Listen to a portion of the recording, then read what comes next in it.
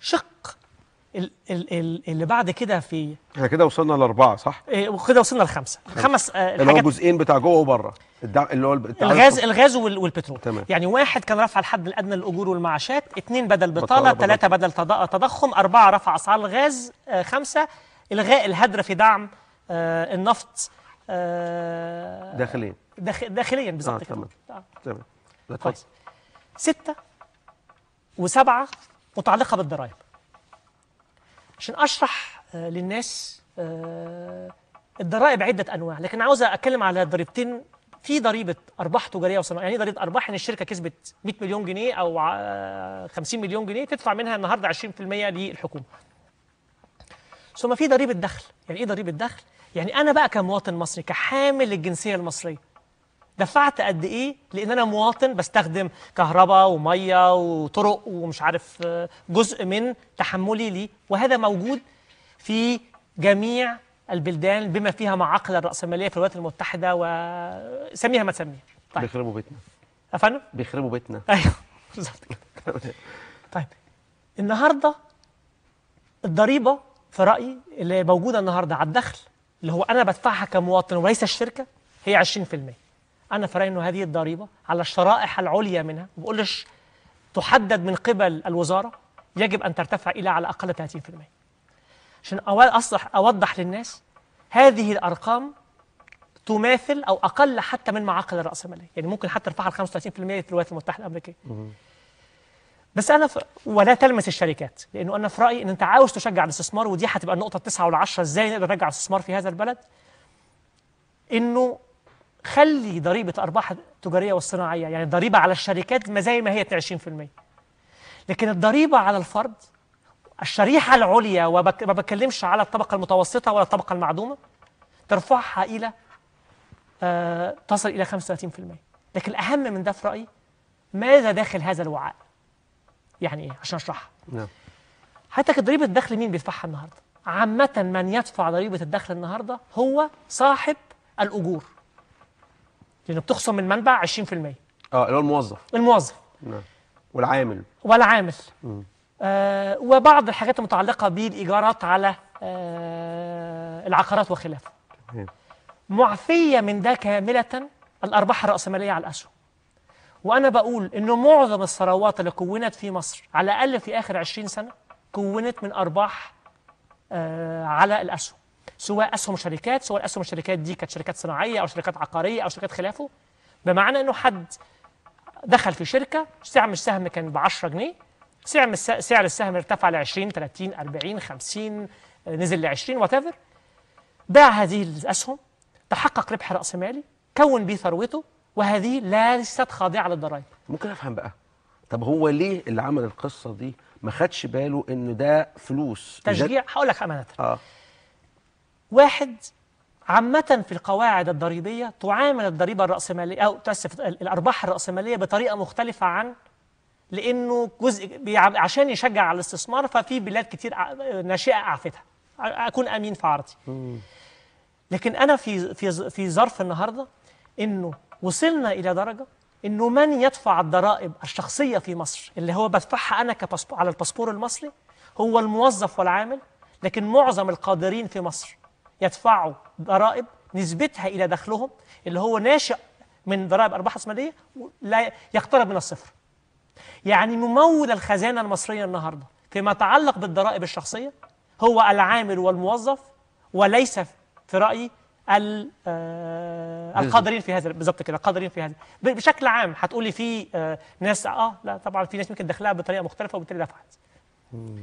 يعني أنا عايز أقول كأنه أغلب ضرائبنا جاية من ناس غلابة أو ناس موظفين ولا آخر أي كان مستوى دخلهم. بالتأكيد. إنما اللي معاه فلوس أكتر بيبقى عادة نسبة الضريبة عليه متواضعة لدرجة إنه كأنما لا تذكر، يعني كقيمة لا تذكر من إجمالي الضرائب اللي حصلها الدولة. صح كده؟ 100%. الحاجة اللي عاوز أضيفها إنه أحد الحاجات مثلا تقال إنه أنا عاوز أشجع الاستثمار، صح، وهتكلم عليها، ودي من النقاط المهمة، لأن لغاية النهاردة أنا بتكلم على تثبيت العيان، لكن ما اتكلمتش على أنا عاوز العيان يقوم يجري، وده هنتكلم عليه في رقم 9 و10.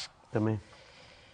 فيما يتعلق بالضرائب، أما أنت شركة بتكسب مثلا نقول انا دكتور معتز عنده شركه، والشركه دي حققت ارباح 100 مليون جنيه.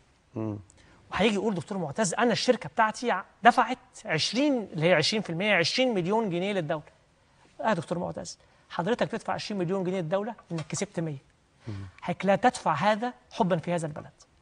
اما حضرتك بتروح حضرتك عشان بتكسب فبتدفع الدوله وحاجه هايله وعاوزك تكسب اكتر وعاوزك تنمي. بس عاوز افكر حضرتك انه حضرتك وانت بتكسب فانت بتدفع جزء للدوله. اما حضرتك كدكتور معتز قررت تروح تفتح مصانع في الكونغو برازيل، متاسف باخد السنه انا بحاول نيوزيلندا عشان مش انا الكونغو بلد افريقيه فمش عاوز في نيوزيلندا. حضرتك لم تذهب الى هناك حبا في نيوزيلندا، صح؟ فانت لم تشغل العماله في المصانع حبا فقط في البلد. حضرتك بتشغل عماله وبتفتح لوكندات انك تكسب اضافه لذلك لانه انا عاوز في عندي التزام وطني. لكن المشاريع اللي بتقام هادفه للربح، صح؟ طبعا. وبتدفع جزء من هذا الضرائب، صح؟ وما بتروح نيوزيلندا ما بتذهبش حبا في الشعب النيوزيلندي او الشعب بتاع الكونغو. وما بتشغل الناس في الكونغو وفي نيوزيلندا نيوزيلنديين او من الكونغو ليس بالضروره، ممكن يبقى عندك تعاطف بس، صح. وما بتدفع ضرائب هناك ما تدفعش ضرائب حبا في، صح؟ تمام. فبالتالي الضرائب اللي على الشركات ليست في رايي لها اي معيار فيما يتعلق بي انا عاوزها وعاوز اكبر هذه الشركات، لكن ليست مرتبطه بحب هذا الوطن وانتمائك لهذا الوطن. هناك حاجتين المواطن في اي دوله في العالم بتبقى نقصا منه واضافه لوطنه. الحاجه الاولانيه هي الضرائب والحاجه الثانيه هي التبرعات. هما الحاجتين الوحاد اللي بينقص من عندك ويضيف للوطن، واحده بحكم القانون والثانيه بحكم القيم الدينيه والانسانيه وخلافه. يبقى اما اجي بتكلم على ضرائب الدخل، هذا هو على الفرد، هذا هو المعيار لكل واحد بباسبور دفع كام لهذا الوطن. ما هياش انه دكتور معتز عمل شركه، طب ما دكتور معتز بيدفع شركته مش هو، انه في حالات كتير دكتور معتز لا يملك هذه الشركه، يملك جزء من هذه الشركه. طب عندي حضرتك مثال، طب ما انا الشريك الاجنبي في اي شركه محليه ما هو بيدفع حصته على ضريبه الارباح، صح؟ يعني لو عندي مثلا شركه فودافون بتملك نفترض 50% ولا حاجه من شركه فودافون مصر. طب لو فودافون مصر عملت ارباح مليار جنيه ودفعت للحكومه 200 مليون، فنص هذا الرقم اكنه فودافون دفعها بطريقه غير مباشره عن طريق حصته وهو شريك اجنبي، فبالتالي بيتحمل. يعني دفع الضرائب الدخل على الشركات مش مساله حب وكره، مش مساله وطنيه ولا وطنيه، هي مساله انك انت بتكسب فلازم تدفع جزء منها. نعم. لكن انا بقى كمواطن مصري دفعت قد ايه لهذا الوطن؟ انا بقول لحضرتك انه من يتحمل هذه التكاليف في معظمها ليست الشرائح العليا من هذا المجتمع.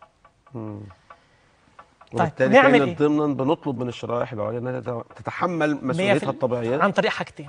اول حاجه اخضاع، مش انا راجل بشتغل في يعني هذا هو مجال عملي. نعم. لكن بقول لحضرتك انه اخضاع او ادخال داخل الوعاء الضريبي المكاسب المتعلقه بالارباح التجاريه والصناعيه، متاسف المتعلقه ببيع الاسهم. طب هتقول لي حسن، طب الرقم ده يقدر يجيب لي قد ايه؟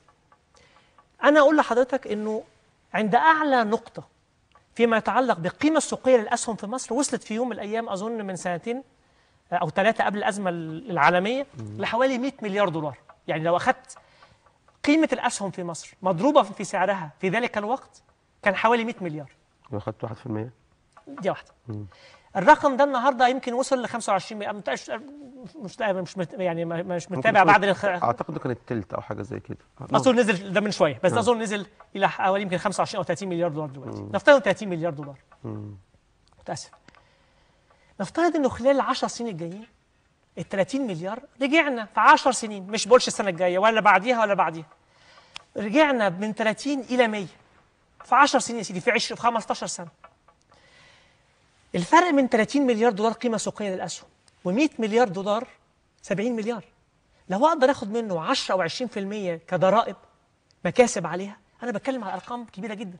يعني بتكلم على 10 15 20 مليار دولار تقدر تجي لك على 20 سنه، على 10 سنين يا سيدي. يعني الرقم ده هتقول لي ده رقم يتذبذب بالتاكيد، لكن ده حق للدوله كمان. تمام. انا بكتب وراك بس عشان ايه الحاجات دي في الاخر خالص لازم حد يعني يقعد يفصصها تاني وتالت ورابع، لانها كلام ممكن يعني يحل مشاكل كتيره. صح. تمام. النقطة السابعة، وهذه مقالة كنت كتبتها ابتديت في المصري اليوم ثم الفاينانشال تايمز وعملت عليها محاضرة في هارفارد وواحدة جاية في اوكسفورد. ضريبة وكانت موجهة أصلا في فاينانشال تايمز للقارئ الأوروبي والأمريكي فيما يتعلق بالضريبة على الثروة، لأنه لحل مشكلة العجز. أنا جاي من مبدأ بقول إنه عامة وليس في مصر فقط القادرين في المجتمع لم يدفعوا حصتهم نسبة وتناسبا في الضرائب. طب أنا بقول طب أنا في مصر النهاردة في ظل أزمة، أليس من الطبيعي أو أليس مش بالطبيعي، أليس ممكنا، لأنه دي أكتر نقطة في رأيي كونتروفيرشل أو تثير مش حساسيات لكن تثير الآراء الأفريقية المختلفة طب أنا قلت دي فكرة ممكن يؤخذ بها لا يؤخذ بها، لكن أنا قلت إيه؟ أي حد عنده ثروة داخل مصر وخارج مصر إجمالية في أي شكل من الأشكال أكثر من 10 مليون دولار تأخذ على أي رقم فوق هذا 10%. طب هتقول لي أشرحها تاني. يعني إيه؟ أي حد عنده ثروة أقل من 10 مليون دولار فهو غير معني بهذا الحديث وغير معني بهذه الثروة. في الحالة المصرية أنا بقول لك 99.9 من المجتمع المصري ليس طرفا في هذه الضريبة.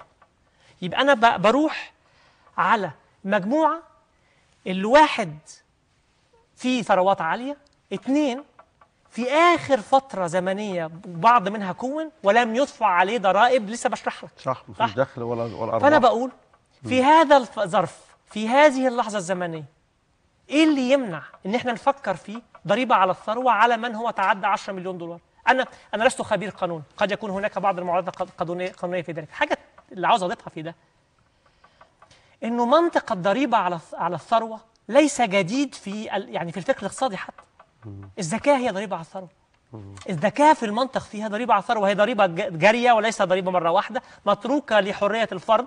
هي 2.5% على الأموال اللي كانت موجودة والسائلة، فيها بعض القواعد، لكن فكرة إنك تطبق ضريبة على الثروة وليس الدخل موجود. أنا في رأيي إنك ما تقدرش تروح تطبقها على حد عنده ودايع في البنوك ب50,000 جنيه أو 100,000 جنيه.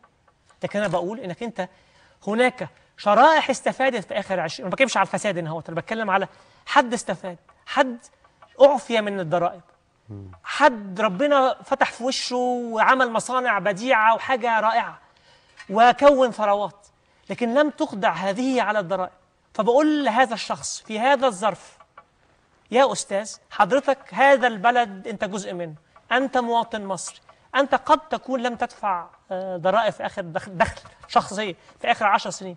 يا أستاذ لو عندك أكثر من 10 مليون دولار وإحنا في مرحلة ضرائب النهاردة، من فضلك امضي إقرار ثروة. من هم عدد الناس اللي هيبقى عندها أكثر من 10 مليون دولار في مصر؟ 5,000 واحد، 10,000 واحد، 15,000، 20,000 واحد بالكتير. فممكن يكون رقم كبير كده؟ لا أنا ما أعرفش، لكن 5,000 واحد، 10,000 واحد. هذا يعني أنا بتعامل يعني كمصلحة ضرائب على ملايين الممولين سنويا، صح؟ طبعا. أما أجي أتعامل على 5,000 أو 7,000 أو 10,000 أو 20,000 واحد، هتقول لي حسن طب أحد الحاجات اللي مثلا أثيرت في هذا الموضوع وشفتها على طب إزاي أقدر إنه أضمن إنه هقدر آخد الفلوس اللي بره هجيبها إزاي في متعلق بهذه الثروات؟ أنا بقول لك النهارده وأنت بتمضي الإقرار افتح سير تعاملاتك بره، يعني طالما أنت محبا لهذا البلد، استفدت من هذا البلد، طالما أنت ما عندكش حاجة تخبيها، ليه إيه اللي يمنع؟ يعني هذا هو الوقت إنه الناس عارف. أنا لما كتبت في دي أهمية دي في رأيي ليست فقط الحصيلة، أنا في رأيي الحصيلة هتيجي 3 4 5 6 مليار دولار لمرة واحدة، لكن أهم من الحصيلة إنه يحس هذا المجتمع إن إحنا كتلة واحدة، إن هذا وطن واحد، إن إحنا في مركب واحدة، إنه قصاد إنه هناك ناس هتتحمل حاجات، هناك ناس أخرى هتتحمل أكتر أكتر وأكتر وأكتر وأكتر. نعم. رجوعا لحديث وسؤال حضرتك على الناس هتزعل مني، أنا عارف الكلام ده هيزعل ناس كتير من بعض المعارف والأصدقاء، لكن أمانة هذا هو، نحن في مركب واحدة. إذا لم نعتني بهذا الوطن كلنا مع بعض في هذه الظروف، أمر إمتى؟